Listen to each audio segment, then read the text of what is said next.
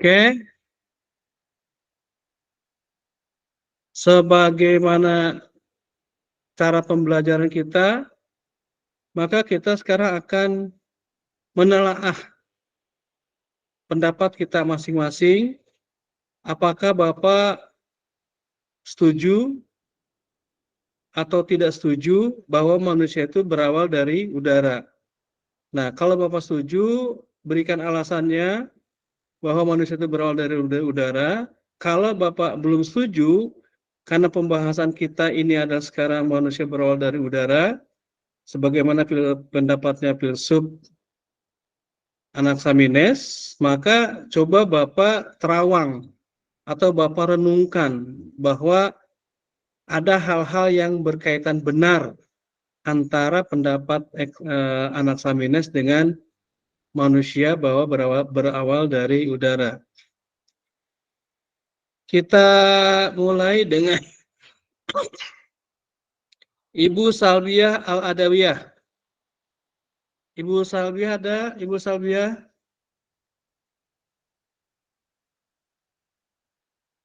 Ibu Salbiah Al-Adawiyah?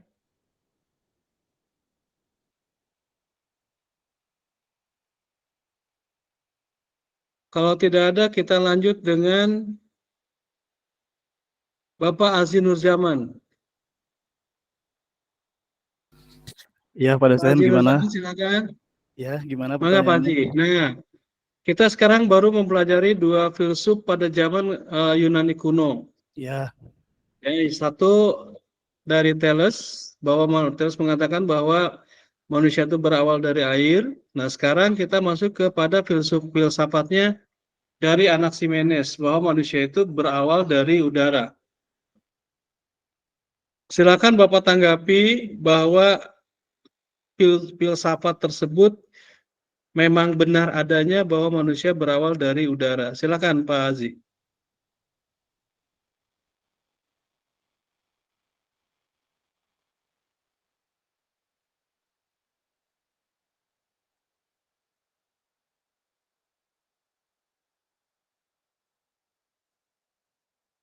Mangga Pak Kiai Haji.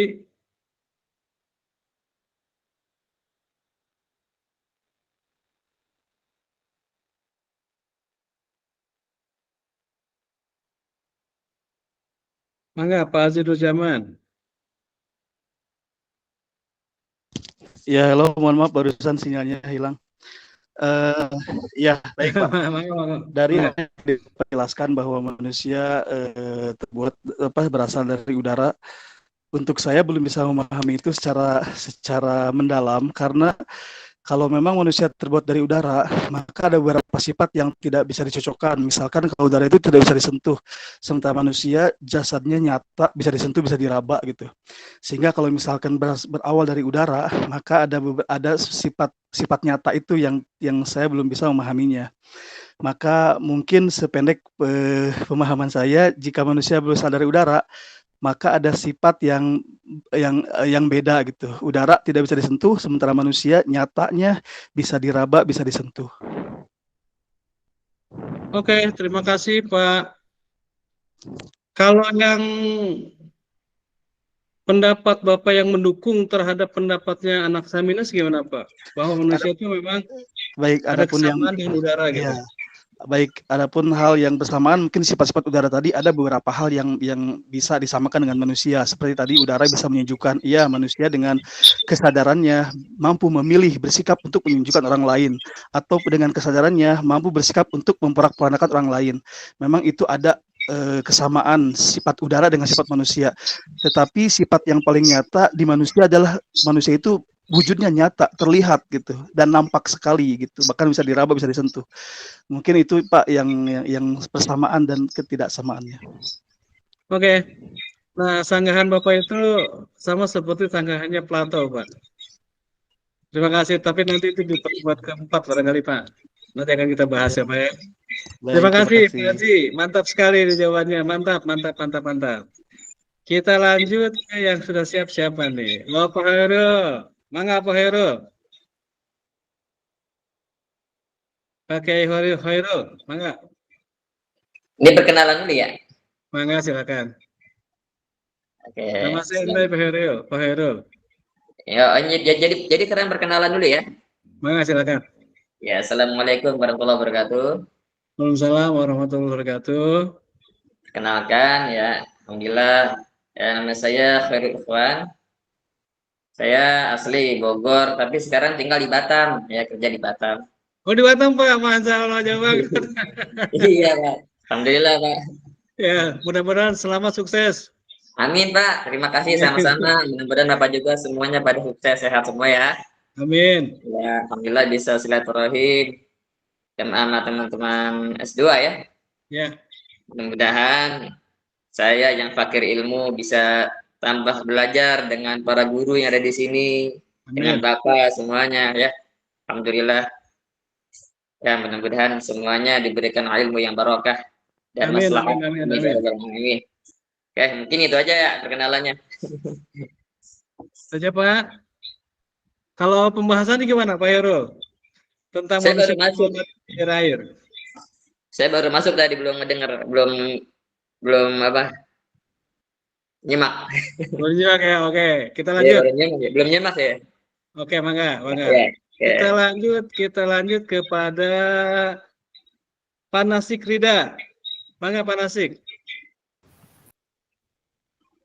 Baik, Bang. Assalamualaikum warahmatullahi wabarakatuh. Waalaikumsalam warahmatullahi wabarakatuh. Ini sesi kenalan, Pak. Kenalan sih sebetulnya Senin kemarin. Oh, apa ini, Pak? Saya mohon maaf Mangga, ini telat, mangga. Pak. Aduh. Kalau Bapak mau kenal lagi silakan. Silakan. Oh, atau kalau kenalan mah ya mungkin yang belum kenal ya, Pak. Yang baru-baru pada masuk nih. Perkenalkan saya Nazi Ridai dari Cikupa, Tangerang. Oh, cukup alhamdulillah. Jadi dulu S1-nya di Serpong, di STI Fathahillah. Oh ya. Alhamdulillah diberi kesempatan bisa bergabung di STIP Studio. Salah. Jadi ya mungkin itu saja Pak dari saya. Barangkali yang lain masih ingin. Oke, terima kasih. Iya. Pak Nasik terima kasih ya. Tetap semangat. Semangat. Batam juga semangat ya. Nah, Batam juga semangat nih. Jadi saya ulangi lagi sebentar lah. Kajian kita adalah filsafat pemikiran Islam. Jadi ada tiga kata yang harus kita pahami. Kita memahami filsafat, kita memahami pikiran, kita memahami Islam. Nah, kalau secara sederhana, gambaran sederhananya adalah filsafat pemikiran Islam itu adalah bahwa orang-orang Islam itu berpikir dengan benar berdasarkan sumber-sumber yang benar untuk tujuan-tujuan yang benar. Karena kita kaitannya di dalam pendidikan, maka yang benar itu adalah dalam pendidikan. Ya, membuat kurikulum dengan benar, membuat silabus dengan benar, membuat RPP dengan benar, membuat undang-undang pendidikan dengan benar. Kira-kira seperti itulah ya. Oke. Kita lanjut Pak AA Pasni. Enggak Pak AA. Saya Pak. Silakan Pak. Perkenalan aja Pak. Mangga, Saya silakan. baru pertama kali masuk minggu ini, baru ikut pertemuan pertama. Silakan dikenalkan Pak. Ya, Assalamualaikum warahmatullahi wabarakatuh. Waalaikumsalam warahmatullahi wabarakatuh. Saya Fauzi Ridwan, asli Bogor tapi sekarang tinggalnya di Tangerang. Terus kuliah S1-nya di PT IKI Jakarta. Mudah-mudahan ya PT IKI Jakarta. Minta bimbingan dari dosen, dari semua, dan terima kasih sudah bisa bergabung di STIP Sirojul Falah. Mudah-mudahan ilmunya manfaat, barokah. Amin. Ya. Amin. Ya. Lanjut Pak ya. Terima kasih. Ini Yo. atau Pak Fandi Ridwan nih, panggilannya gimana nih? Fauzi Ridwan. Pak Fauzi Ridwan. Iya. Kalau Pak Fasli itu siapa? Itu nama anak saya kebetulan pakai akun biasanya. Oh, nama anaknya. Ya, oke, Iya, oke. belum saya ubah. Belum dirubah ya. Iya. Oke, terima kasih Pak. Ya, kita belajar hari ini, kita belajar filsafat pemikiran Islam. Masuk lagi ke Pak Agan. Pak Agan dan Pak Agan.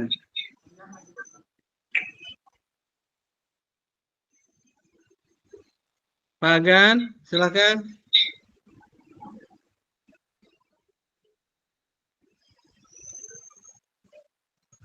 Atau Pak Kamaludin? Pak M. Kamaludin? Ya Pak, saya udah minggu kemarin kenalan Pak. Ya, sekarang tinggal membahasnya, Pak. Tinggal membahas materinya, Pak. Saya baru masuk Pak, mohon maaf belum menyimak. Oke, mangga silakan. Dilanjut kepada Pak Abrizal Tamami.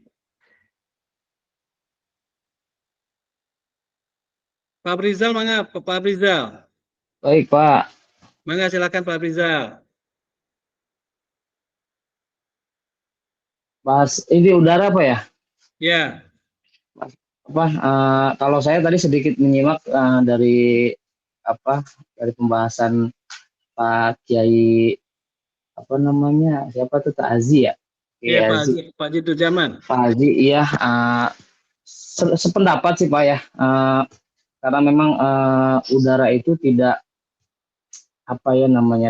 tidak nampak gitu Pak, tidak bisa disentuh sama halnya dengan manusia. Misalnya kalau disamakan dengan manusia, udara itu tidak bisa disentuh gitu. Karena mungkin yang saya dapatkan seperti itu, mungkin sama dengan apa yang dikatakan oleh Pak Kiai Azi gitu Pak. Mungkin itu aja kali ya. Baru menyimak soalnya Pak tadi. Maaf Pak. Baru sekilas pembahasan udara gitu kan. Terus penjelasannya dari Pak Kiai Azi itu tadi. Ya, Pak Diman Abu Novan. Selamat bergabung Pak Diman Abu Novan. Ya, terima kasih Bapak. Kan terlambat tadi masih di jalan. Ya, mangga. Pak Diman Abu Novan ya. Ya. Silakan Pak Diman. Aduh, baru bergabung. Perkenalan dulu juga boleh Pak Diman.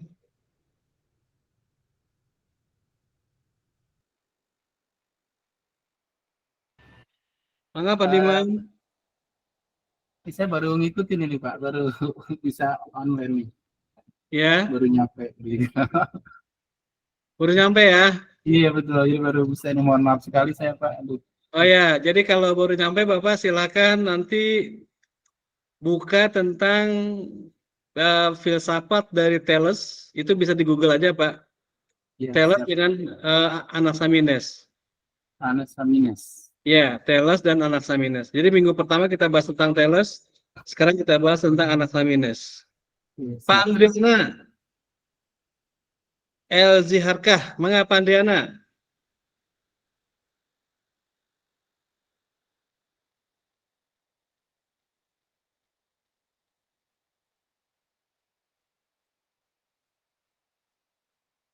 Silakan Pak Andriana.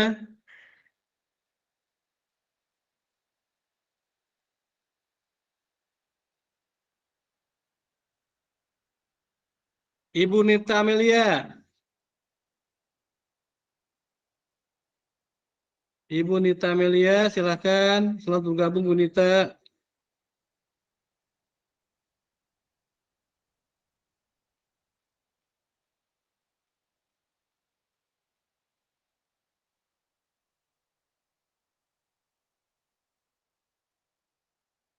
Bu Nita, mangga Bu Nita. Iya, Bapak. Mangga.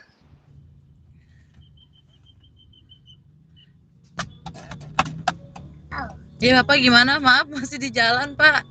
Oh, masih di jalan. Oke. Iya. Direnungkan dulu jawabannya Bu Nita ya. Hari ini kita akan membahas tentang filsafatnya Anaximandres. Jadi menurut Anaximandres bahwa manusia itu berawal dari air. berawal dari udara, ya, berawal dari udara. Berawal dari udara gitu. Kemudian ada sifat-sifat yang menyerupai sifat udara dengan sifat manusia. Tetapi ada juga yang tidak dapat disamakan dengan udara, antara manusia dengan udara. Kalau udara tuh hampir tidak nampak oleh mata kita. Hampir tidak nampak oleh mata kita, tetapi manusia itu adalah nampak oleh mata kita gitu. Ya. Itu salah satu perbedaannya. Oke. Nah, kenapa kita harus berpikir tentang filsafat? Apa sih gunanya filsafat gitu? Gunanya filsafat itu adalah membekali diri kita untuk memiliki ilmu-ilmu yang lainnya. Jadi hierarki dari filsafat itu adalah yang pertama wahyu atau kitab suci 100% kebenarannya, dilanjutkan dengan filsafat. Filsafat itu adalah pemikiran daripada manusia. Namanya pikiran dari manusia itu pasti ada salahnya. Tidak 100% benar ya, tetapi banyak benarnya. Tapi ada salahnya. Kalau di persentase ya kemungkinan besar salahnya itu 1% lah gitu. 1% ini pun secara subjektif ya Pak, bukan keharusan gitu, subjektif saja. Tapi jelas ada salahnya, tetapi banyak benarnya. Kemudian nanti masuk ke dalam teori. Teori itu adalah benar menurut empiris, tetapi bisa dipatahkan sesuai dengan keadaan zaman nanti. Ya, misalnya dulu ada teori tentang galaksi Bima Sakti yang namanya Pluto. Planet Pluto. Sekarang sudah tidak ada lagi planet Pluto. Pluto itu bukan planet, tapi bagian daripada rasi bintang. Kayak seperti itu. Kita lanjut, silakan ada yang mau bertanya. Pak Kiai, mangga, Pak Kiai Azim, mangga. Baik, Pak dosen mau bertanya ini. Silakan. Jika filsafat adalah tentang sebuah pemikiran atau intinya adalah bagaimana manusia mengoptimalkan daya pikirnya sehingga ruangnya itu tak terbatas untuk memikirkan apapun, bagaimana dengan ayat atau hadis yang mengatakan tafakaru fi khalqillah wala tafakaru fi dzatillah, pikirkanlah ciptaan Allah dan jangan sampai kau pikirkan zat Allah itu sendiri. Nah, apakah dalam filsafat ada batasan-batasan untuk berpikir, atau mungkin dalam filsafat justru dianjurkan untuk berpikir hal apapun yang paling mendasar gitu sampai ke akar-akarnya, termasuk tentang konsep ketuhanan? Itu bagaimana Pak dosen? Terima kasih. Iya, kita sekarang baru membahas 2 filsuf ya, Pak Kiai. Itu maksudnya udah bahasan ke filsuf ke 10 lah Pak Kiai. Kayak nggak apa-apa ya. Secara umum ya Pak Kiai Nurjaman ya, punten. Nah, secara umum bahwa filosofi itu adalah philo itu cinta, sopo itu kebenaran. Jadi orang-orang yang mencintai kebenaran, orang-orang yang mencintai kepada kebijaksanaan, orang-orang yang memiliki keinginan untuk hidup dengan benar gitu, hidup dengan benar. Tetapi sekali lagi bahwa pikiran manusia itu terbatas, pasti ada salahnya, kayak seperti itu. Kita lihatlah. Thales misalnya bahwa Thales mengatakan bahwa manusia itu berawal dari air. Thales itu hidup pada abad 6 sebelum Masehi, kira-kira tahun 600 sebelum Nabi Isa dilahirkan. Nah, sedangkan Nabi Yunus itu hidup di antara abad ke-8 dan ke-7 sebelum Masehi, tahun 700 lah gitu. Oke, jadi antara tahun 600 sebelum Masehi, tahun 500 Masehi, tahun 400 sebelum Masehi, 300 sebelum Masehi, 200 sebelum Masehi, dan 100 sebelum Masehi itu lahirlah Nabi Zakaria dan Nabi Yahya. Lahirlah Nabi Zakaria dan Nabi Yahya. Jadi dalam kurun waktu lebih kurang 500 tahun itu hampir tidak dikisahkan ada Nabi dan Rasul. Tetapi kita meyakini bahwa di kurun waktu antara Nabi Yunus sampai kepada Nabi Zakaria itu pasti ada Nabi yang diutus kepada umatnya yang terkecil itu, ya seperti itu. Karena jumlah nabi kan sangat banyak sekali ya Pak Kiai. Ada 124.000 atau apa berapa gitu. Jadi seperti itu. Nah, karena filsafat itu menghendaki kepada pemikiran yang sedalam-dalamnya, seakar-akarnya, bahwa manusia juga terkadang berpikir tentang siapa itu Allah, siapa itu Tuhan. Karena pada dasarnya manusia itu kalau kita berbicara dengan kacamata Islam, ya, di dalam surat Ar-Ra'd ayat 172 itu, qalu bala syahidna. Nah, bagi kita sebagai umat Islam itu ketetapan dari Allah Subhanahu wa taala. Siapa Tuhanmu? Engkau Tuhanku. Ya, seperti itu. Maka hampir dalam penjelasannya Allah menyebutkan, jarang sekali menyebut nama Allah.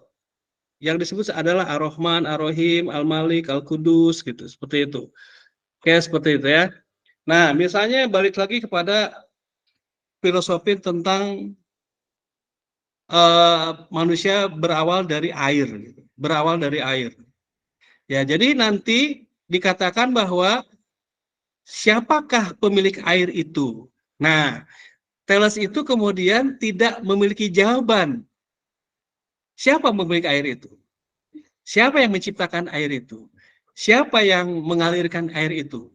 Mengapa air itu mengalir dari atas ke bawah, tidak dari bawah ke atas? Itu tidak bisa dijawab oleh Thales. Maka jawaban yang paling mudah oleh Thales adalah bahwa karena manusia itu memiliki kemampuan untuk mengatur air, maka berarti ada orang yang mengatur air.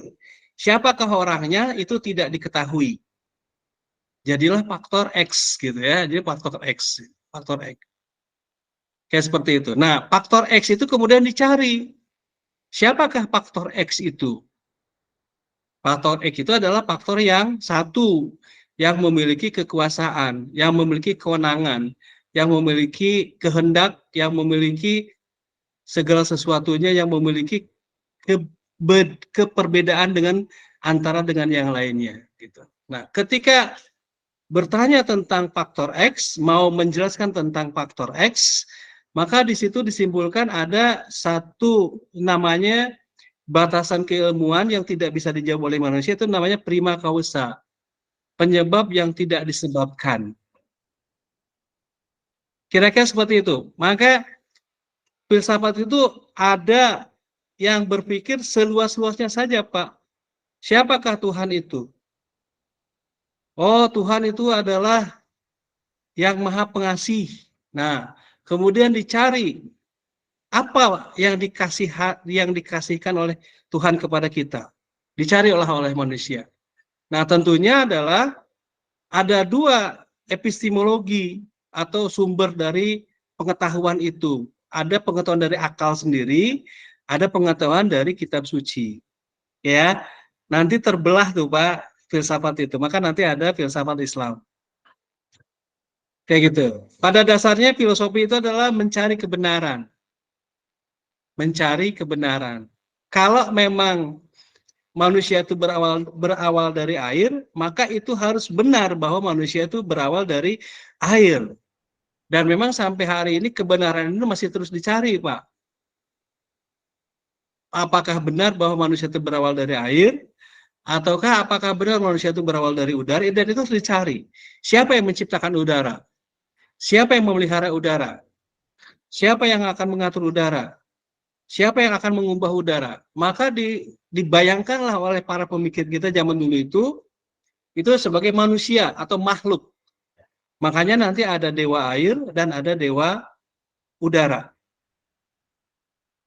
Begitu Pak Kiai Azi, untuk sementara waktu membahas dua filsafat saja dulu. Ya, terima kasih Pak Dokter, Pak dosen. Maka yang lainnya silakan.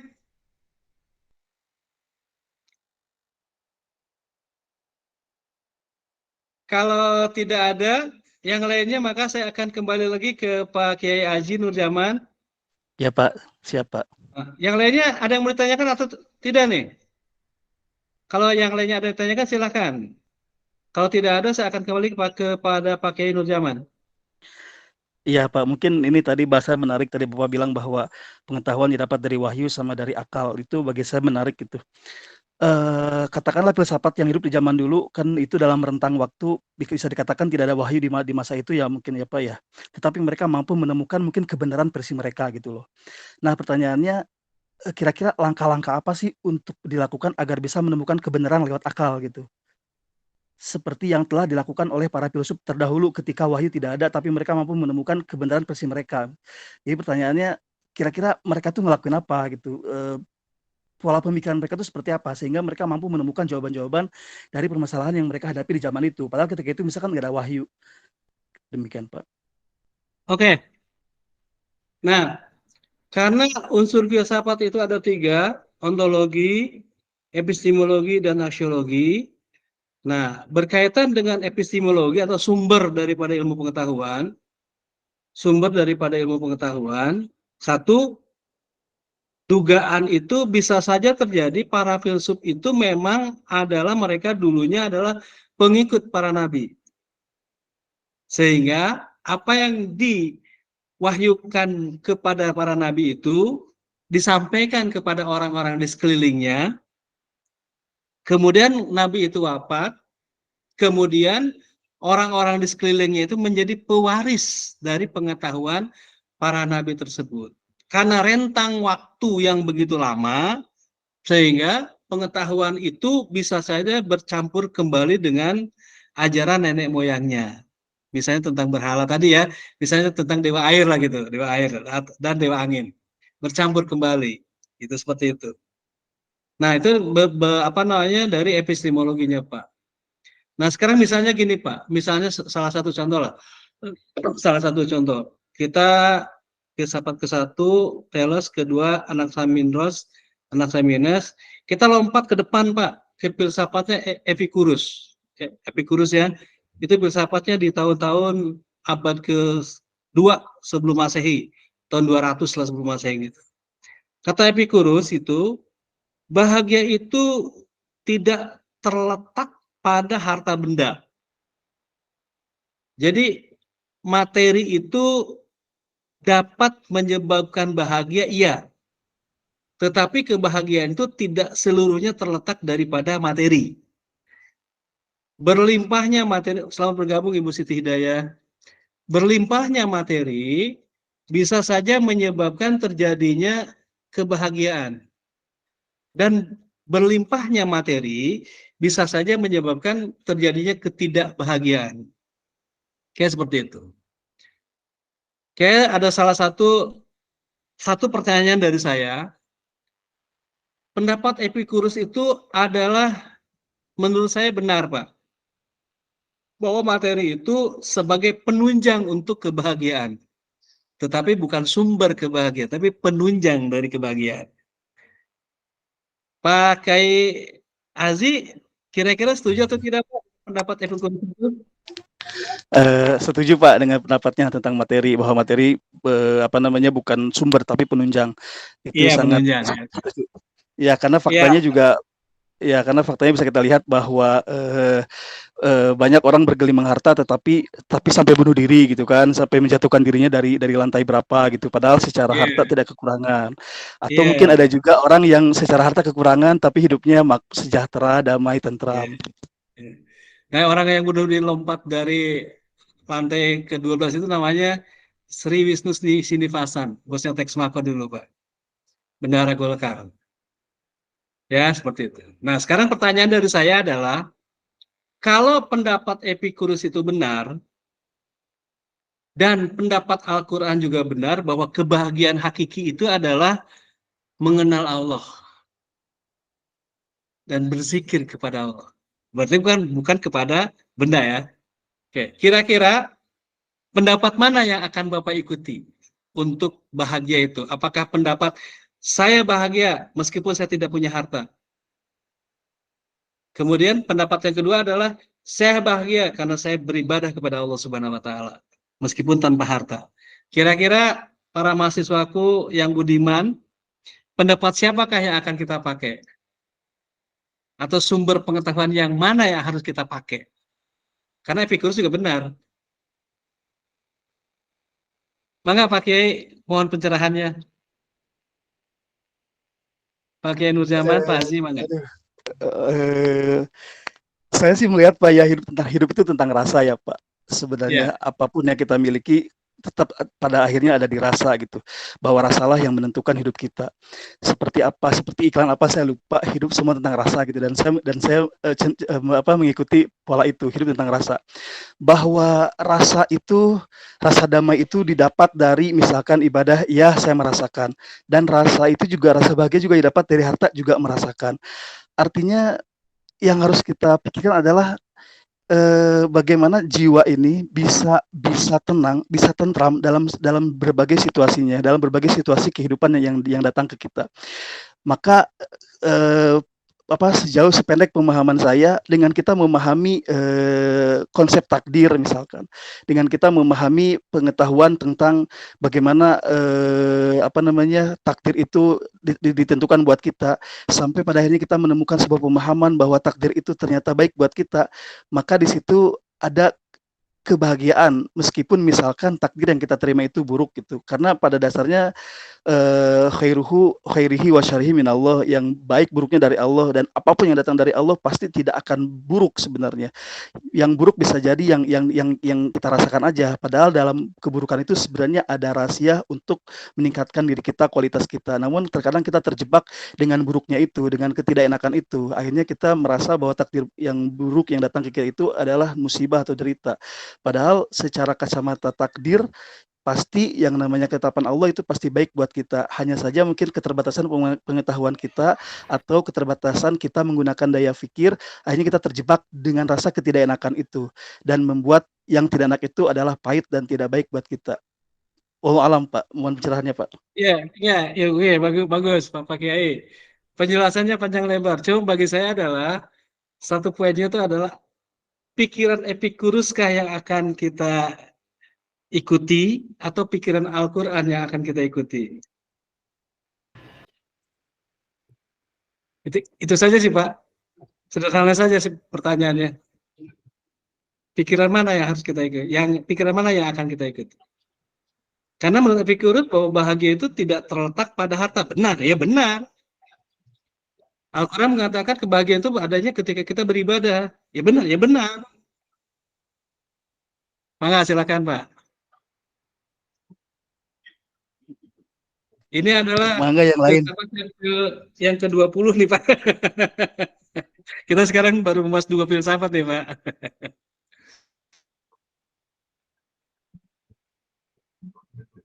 Oke. Nah, saya tambahkan lagi agak tarik ke depan sedikit lah gitu. Yang baik itu bisa menjadi tidak baik. Yang tidak baik itu bisa menjadi tidak baik. Sehingga kita merasakan ketidakbahagiaan, gitu kan gitu. Nah, itu di dalam filsafat Epicurus dibahas itu, Pak.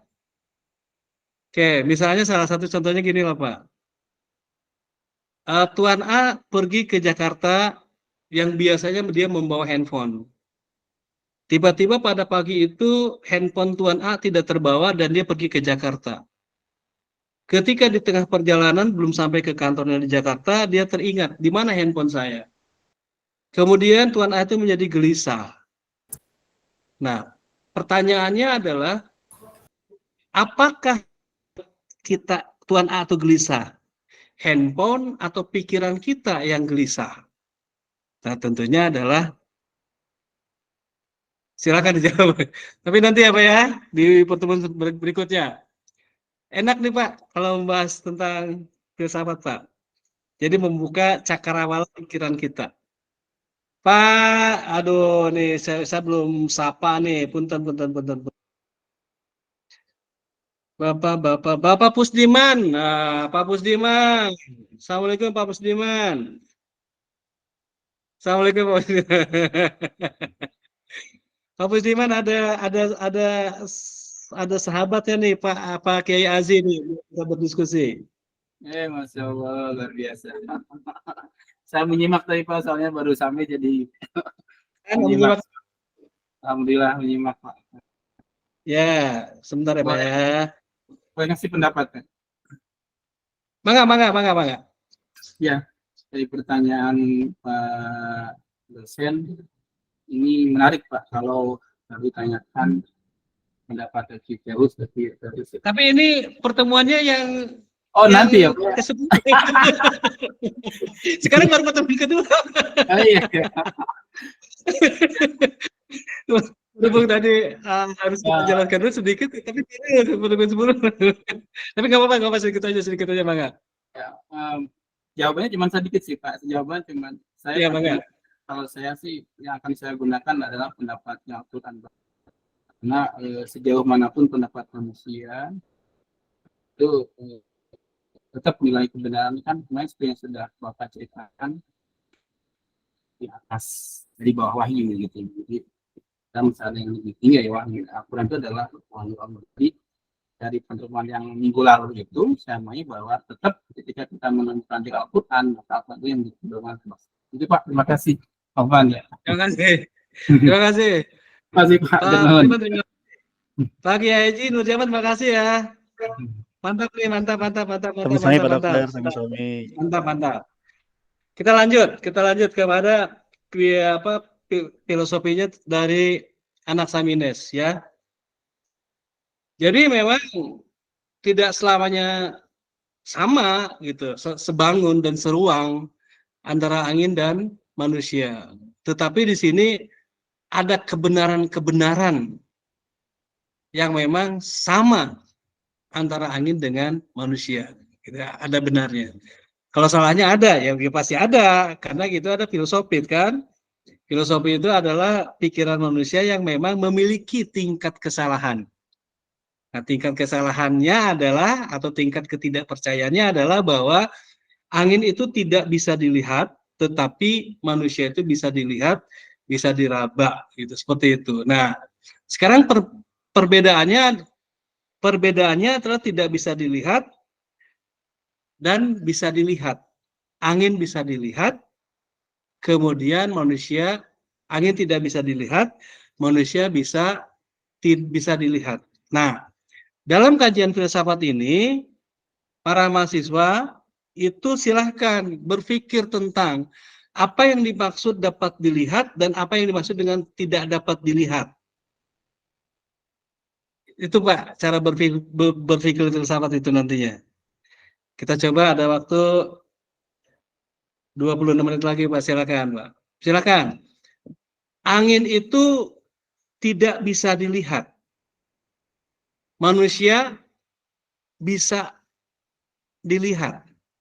Sehingga argumen bisa dilihat dan tidak bisa dilihat itu mematahkan keseluruhan kebenaran bahwa manusia itu berawal dari angin. Silakan Pak. Mau didiskusikan boleh atau mau sendiri-sendiri juga boleh. Ada waktu, silakan 1 menit lah. Silakan direnungkan dulu.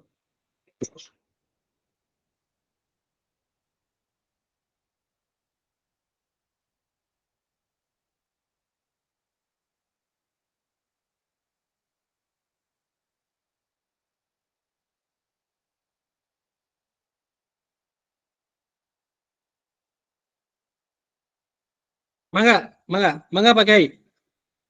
Ini Pak Dokter mau nanya nih. Siap. Filsuf tadi yang mengatakan bahwa manusia berasal dari angin gitu ya, pasti kan ditentang oleh filsuf lainnya. Pasti pembahasan yang sedang kita bahas juga mungkin pernah dibahas juga oleh filsuf di zaman mereka hidup itu.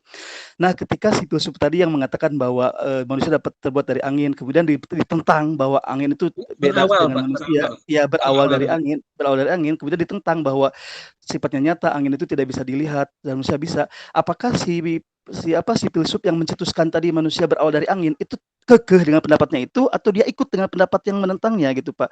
Kemudian kalau misalkan ini sudah dibahas gitu, apakah perlu kita masih ngebahas hal ini lagi, atau misalkan kita mencari poin kebenarannya di mana gitu Pak? Mungkin seperti itu Pak yang ingin saya tanyakan. Iya betul. Ya karena kita ini sekarang belajar filsafat, maka kita belajar menemukan Pak. belajar menemukan kebenaran menurut diri kita. Oh ya, oke, baik-baik Pak. Ya, jadi belajar menemukan menurut diri kita, tentunya kebenaran diri kita itu dapat mengacu kepada informasi sebelumnya, yaitu para filsafat sebelumnya. Ya, seperti itu. Kalau kita tidak belajar berfilsafat, maka ada kemandegan dalam berpikir. Berarti kan kita hanya mengikuti, Pak. Ada kemandegan dalam berpikir. Oh, paham, Padahal paham. sebagaimana disepakati bersama bahwa filsafat itu adalah cabang dari seluruh cabang ilmu. Dengan filsafat misalnya bahwa manusia berawal dari air, maka ada perusahaan tentang air. Manusia berawal dari air. Ketika air itu dijadikan apa namanya, dimasak gitu Pak, dimasak air 1 liter kita masak sampai mendidih, maka terbagi dua, ada udara yang berbentuk gelembung dan ada air yang masih tersisa di dalam panci. Ternyata air yang 1 liter itu berkurang, bukan 1 liter lagi kan, mungkin jadi 1/2 liter, karena 1/2 liter lagi adalah menjadi gelembung udara. Maka timbullah ilmu kimia, pemisahan senyawa. Nah, ketika air itu menjadi beku pada derajat di bawah 4 derajat Celcius, jadi beku, maka jadilah ilmu fisika. Dan seterusnya, Pak. Masya Allah, luar biasa. Diawali dari filsafat itu, Pak. Silakan. Maka belajar filsafat itu adalah belajar merenungi fenomena. Karena kita cinta terhadap kebenaran. Tentunya benar yang menurut versi kita. Nanti ada benar menurut versi kelompok dan ada benar menurut versi hukum. Silakan.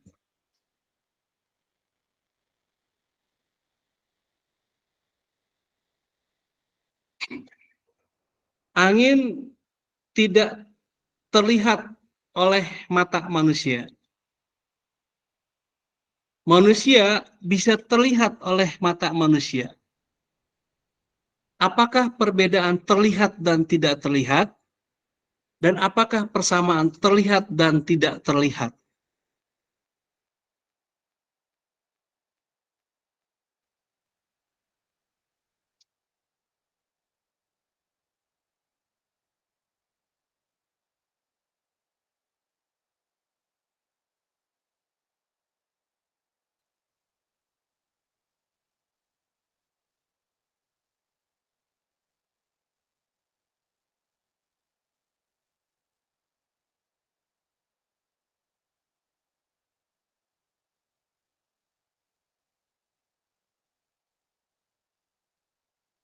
Oke, silakan barangkali yang sudah mendapatkan jawabannya.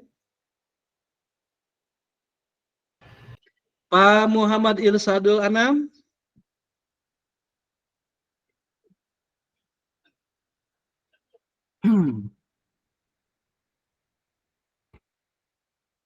Maka Pak Muhammad Irsadul Anam, silakan.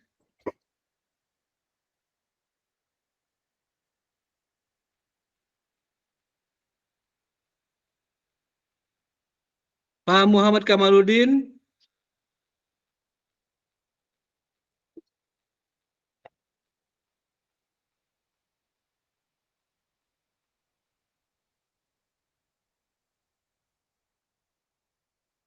Ibu Siti Hidayah.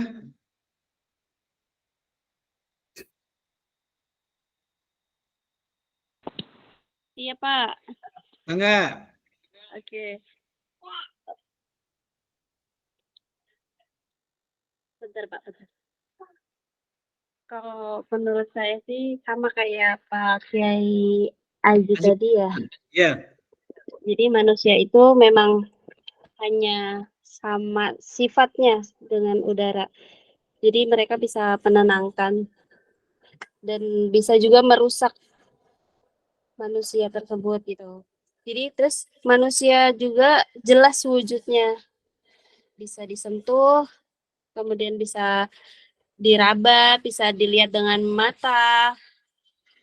Sedangkan udara kita tidak bisa melihat, tapi hanya bisa merasakan aja. Gitu Pak. Mungkin kayak gitu aja. Oke. Terima kasih. Mari. Masih ada Bu Siti? Udah kalau gitu aja kali. Kayaknya filsafat itu adalah cinta terhadap kebenaran. Nanti ada pertanyaan selanjutnya, Bu. Oh iya. Oke, kita lanjut kepada Bapak Afrizal Tamami.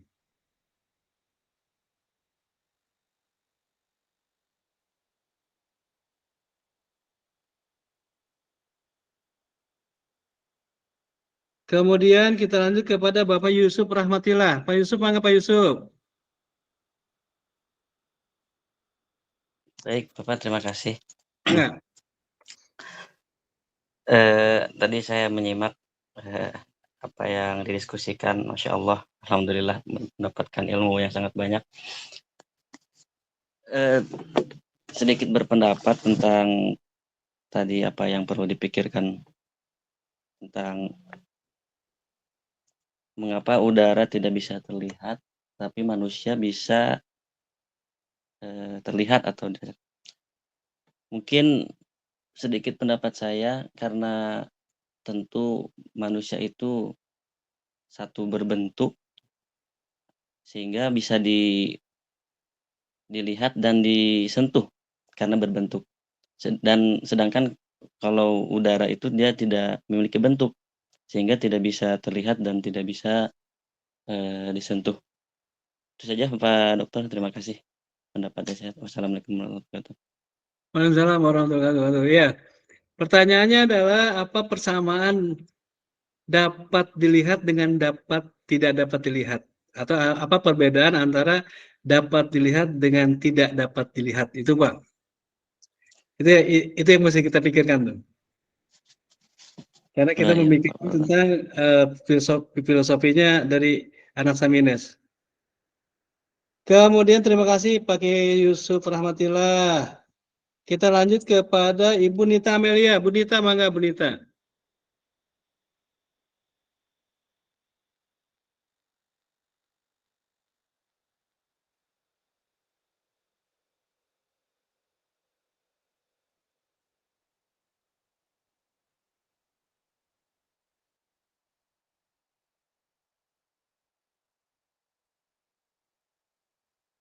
Oke, tidak ada. Kita lanjut kepada Pak Pusdiman. Mangga, Pak Pusdiman. Ustadz. Jangan Ustadz lupa. belum jadi Ustadz. Mangga. Ya, Bapak, tadi saya sedikit dengar, kemudian pertanyaannya kan terlihat sama tidak terlihat oleh mata ya, bersifat yang berbeda di udara dan manusia. Ini saya sambil baca sedikit tulisan pada makalah tentang anak Simines. Saya melihatnya begini Pak, dari baca itu kan dimulai dari air, segala sesuatu dari air kemudian terjadi pemadatan dan juga pengenceran atau pemadatan ketemu menjadi tanah dan sebagainya. Nah, kemudian tapi tadi bisa dipatahkan dengan pendapat bahwa udara itu tidak nampak, sementara manusia nampak. Kalau di tulisannya itu karena sifat-sifatnya yang kemudian bahwa dari udara itu membentuk berbagai sifat yang seolah ada pada manusia, bisa berubah dan sebagainya. Cara filosofinya mungkin demikian. Nah, hanya saja ketika dipatahkan dengan bahwa sifat udara tidak nampak dan manusia nampak, ini tentu melihatnya dari penampakan secara psikis. Tapi kalau secara mungkin pemikiran, filosofi mungkin sama, karena manusia pun sebenarnya sifatnya banyak sifatnya yang tidak nampak dalam diri manusia ya. Banyak hal yang teman kita tidak bisa menduga kedalaman hati manusia seperti apa. Nah, ini secara filosofinya yang Arximedes yang mungkin mengapa dia menyamakan demikian. Saya berpikirnya bahwa dalam diri manusia sendiri memang banyak hal yang kemudian sama seperti angin, hanya bisa dirasakan tapi tidak bisa dinampak secara kasat mata. Itu secara pemikiran filosofi saja. Walaupun kalau kita bicara sumber lain tentunya kalau bisa di Al-Quran tentunya asal manusia kan udah jelas. Tapi ini kita menganalisa pemikiran orang ya sebenarnya. yang kemarin saya bilang kayak ngawang-ngawang itu seperti ini. Jadi kita seolah-olah kita menganalisa orang berpikir sedemikian, mengapa orang berpikir demikian, kan begitu. Saya melihatnya begitu, Pak. Jadi ada sisi, walaupun tadi pendapat dipatahkan dengan nampak tidak nampak, tapi ya mungkin kalau beliau tetap kekeh dengan pendapatnya, karena tadi kalau saya melihatnya konsep dari sifat manusia sendiri yang sebenarnya banyak hal yang tidak nampak secara kasat mata. Ini kalau terlihatnya seperti ini, saya sepertinya baik-baik aja. Itu kan nggak tahu dalam rangka lagi masa dan sebagainya, kan begitu. Nah itu mungkin yang nampak seperti angin tiba-tiba saja angin merusak menjadi angin puting-beliung dan sebagainya. Nah kita juga tidak tahu itu maksud perubahan-perubahan yang ada pada manusia. Itu yang mungkin pendapat saya demikian terhadap mengomentari pendapat aksi Menes yang bisa sambil mohon maaf Pak sambil baca di sana nyari dikit bacaannya. Saya ketinggalan Pak, punten Pak ya. Mangga Bapak itu aja mungkin, terima kasih. Oke, terima kasih. Pak Ustadz Pustiman punten. Kalau saya bertanya satu kata aja boleh? Boleh Pak. Kalau bisa saya boleh jawab, satu kata bisa. aja gitu ya. Bukan satu kata, satu kalimat gitu ya. Boleh ya Pak ya? Nah, uraian Bapak tadi itu Bapak yakini atau Bapak tidak yakini? Bapak kan tadi mengurai pendapat tuh. Nah, Bapak yakini itu benar atau Bapak yakini bahwa itu tidak benar? Ya, kalau menyampaikan konsep berpikir itu artinya bisa jadi kemungkinan benar itu ada, Pak.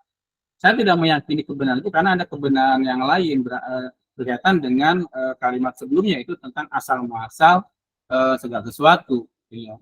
Tapi kalau kita konsep berpikir dari model artinya kronologi berpikir orang, ini kan maklumat Pak ya, artinya maklumat seperti pengetahuan sebelumnya ya.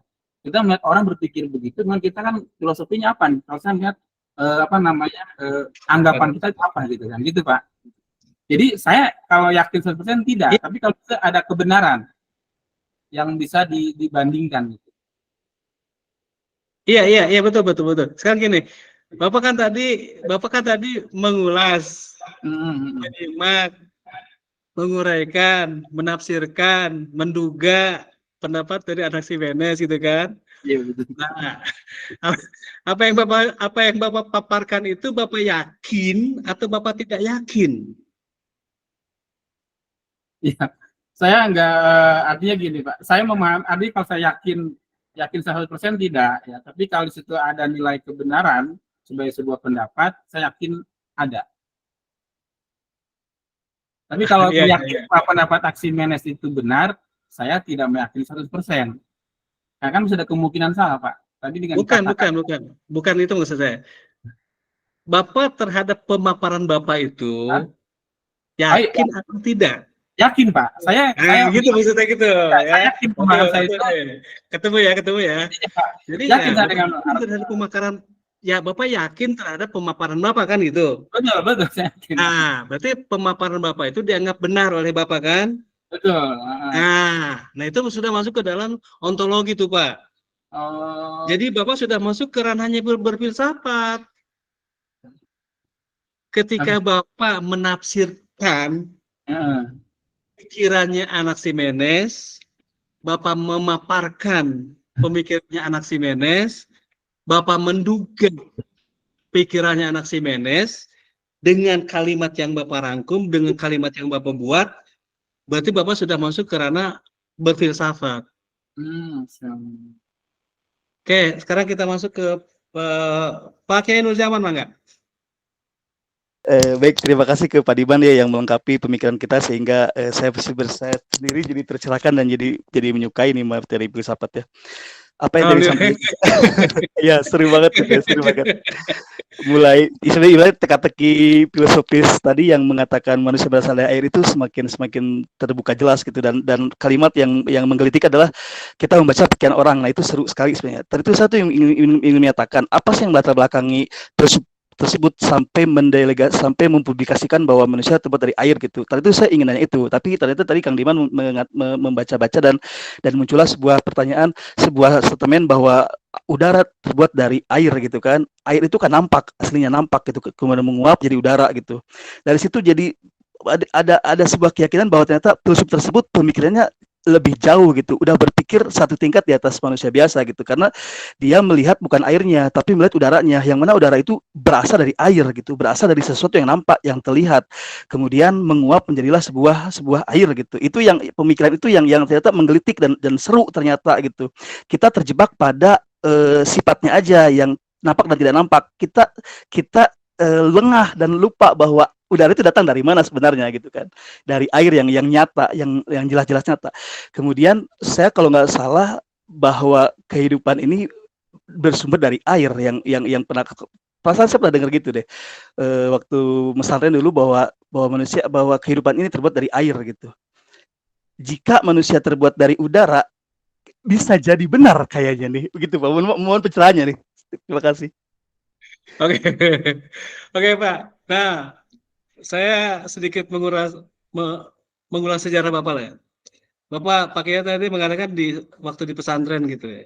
Waktu di pesantren bahwa awal mula manusia itu terbuat dari air gitu. Memang dibedur, betul ya. Jadi memang tidak dapat dipisahkan Pak antara filsafat Yunani kuno dengan filsafat Islam.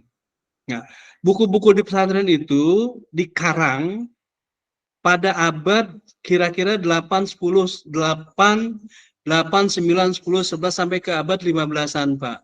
Di zaman dinastinya Abbasiyah gitu. Nah, pada zaman dinasti Abbasiyah itu seluruh karangan dari para filsafat yang dari Yunani kuno itu dibawa ke Irak pada saat itu dan diterjemahkan, Pak. Oke, jadi kalau begitu kita dapat meraba bahwa pikiran filsafat yang ada di pikiran Islam itu berawal dari sana gitu. Lebih kurang daripada gitu, Pak. Coba Bapak lihat deh. Misalnya para filsuf, misalnya Al-Imam Al-Kindi. Nah, Al-Kindi itu kan hidupnya di abad 13-an, Pak. Atau abad 9-an gitu lah, seperti itu. Kemudian Al-Farabi. Ibnu Sina kan setelah kekaisarannya Abbasiyah gitu. Itu diterjemahkan, Pak, karena terjadi konflik peperangan. Jadi Yunani kalah oleh tentaranya Sparta gitu. Sparta nanti dikalahkan oleh Bizantium. Bizantium dikalahkan oleh Persia. Nah, Persia kan kerajaan Islam tuh, Pak. Kira-kira seperti itulah Pak sejarahnya. Maka kalau kita belajar filsafat itu adalah kita belajar pikiran dari orang-orang yang 600 tahun sebelum Nabi Isa lahir ditambah dengan 2024 tahun setelah kelahiran Nabi Isa. Jadi kita membahas pikiran orang-orang pada zaman tahun 2600 tahun yang lalu, Pak. Nah, Thales itu sudah bisa membayangkan, Pak, bahwa manusia itu berawal dari air. Dan sampai hari ini masih bisa terus digali, Pak. Kebenaran dari Thales itu terus digali. Makanya disitulah hidupnya sebuah ilmu pengetahuan ketika kita mau mempelajarinya. Ya, kata di kebiasaan kita, tradisi kita, air laut kalau dijadikan tinta untuk ilmu pengetahuan yang Allah berikan itu tidak akan cukup. Memang betul. Itulah seumpama tuh, namanya alegori. Alegori air laut. Ya seperti itu, Pak. Oke, ini sangat menarik antara Pak Ustadz Musliman dengan Pak Kiai Aziz ya. Tadi seperti saya bilang tadi, ada air 1 liter, kita panaskan, ternyata menggelembung jadi udara, sisanya tinggal setengah liter lagi misalnya gitu. Kita lanjut kepada Bapak Hasim Adnan. Pak Hasim, mangga Pak Hasim. Pak Hasim Adnan, mangga. Kita lanjut kepada Bapak Andriana Elzarkah. Pak Andriana. Kita lanjut kepada Ibu Salbiah Al-Adawiyah.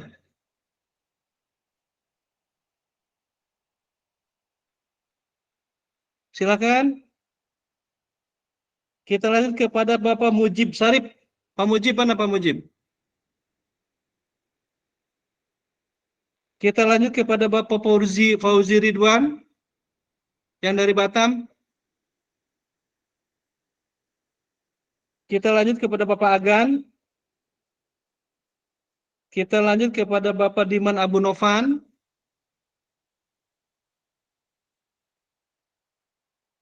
Saya udah, Pak. Saya udah. Udah. Udah tadi Pak Musliman, saya Musliman. Ya udah Pak Musliman oke lah. Kita lanjut kepada Bapak Abdul Muiz. Mangga Pak Abdul Muiz.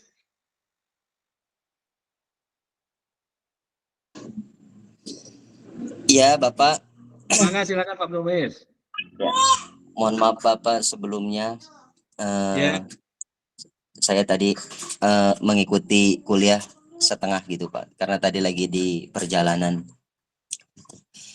Ya kalau misalkan ini pendapat saya sih Pak, nggak tahu benar apa salahnya juga gitu. Kalau kita kan sebenarnya belajar filsafat ini nggak terlalu mendalami begitu Pak ya. Kita lebih ke belajarnya ke ilmu-ilmu agama lah, bisa dikatakan seperti itu, walaupun belajar ilmu agamanya juga ya nggak dalam-dalam amat gitu. Tapi tadi menarik gitu bagi saya ketika membahas persamaan dan perbedaan kenapa angin tidak bisa terlihat, udara tidak bisa terlihat, sedangkan manusia itu bisa terlihat gitu. Nah, persamaan antara keduanya itu apa gitu. Mungkin bagi saya ini bisa dilihat dari dua unsur gitu Pak, dua perspektif lah itu. Yang pertama tentunya yaitu ya perspektif unsur ilmiahnya harus kita lihat, dan yang kedua ya ada unsur keagamaannya juga gitu. Kalau dilihat dari unsur ilmiahnya, angin itu memang tidak bisa kita lihat, tapi dengan adanya angin itu kan bisa membantu kita gitu untuk menjaga keseimbangan ekosistem di lingkungan kita gitu. Bagaimana kita merasakan ketika kita hidup di Jakarta dan ketika kita hidup di Bogor gitu kan, itu berbeda. Nah, itu memang tidak bisa kita lihat, tapi kita di situ bisa membedakan. Wah, cuacanya misalkan ketika di Bogor pasti dingin. Nah, itu cuaca dingin itu bisa kita rasakan. Akan tetapi sebaliknya ketika kita hidup di Jakarta siang hari, tidak ada angin, tidak ada kipas, tidak ada AC, itu pun bisa kita rasakan juga suasananya seperti apa, panasnya seperti apa gitu. Nah, itu dari unsur ilmiahnya. Kalau misalkan kita lihat dari unsur keagamaan, ya tentulah kita sebagai umat muslim meyakini bahwasanya angin itu kita anggap sebagai salah satu tanda kekuasaan Allah gitu. Dan tentunya ini pun bisa dimasukkan ke dalam keajaiban alam gitu. Mungkin meskipun tidak bisa kita lihat, tapi keberadaan angin itu bisa memberikan dampak yang signifikan lah gitu bagi kehidupan kita di muka bumi ini gitu, dan memberikan persamaannya bisa merenungkan. Enggak boleh udah maghrib gitu, untuk merenungkan keindahan kebesaran alam semesta ini gitu.